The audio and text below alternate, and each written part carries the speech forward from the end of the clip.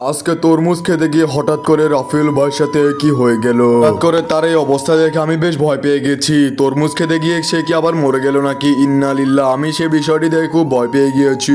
তার আগে তুমি যদি আমার চ্যানেলে নতুন হয়ে থাকো অবশ্যই আমাকে একটি সাবস্ক্রাইব করে দিও। আজকে রাতে হঠাৎ করে রাফেল ভাই কল দিয়ে বললো, তারেক কই তুই, আমি তরমুজ এনেছি, তুই তাড়াতাড়ি আমার রুমের দিকে আয়। আমিও আর কিছু চিন্তা না করে দৌড়ে দৌড়ে যাচ্ছিলাম রাফেল ভাইয়ের বাসার দিকে। আর সময় দেখলাম আমাদের এলাকার দুই ডন একটু মারামারি করতেছিল। তাদের মারামারি দেখে আমিও কিন্তু একটু ভয় পেয়ে গেছি। তাদের চোখগুলো দেখলাম লাল হয়ে গিয়েছে।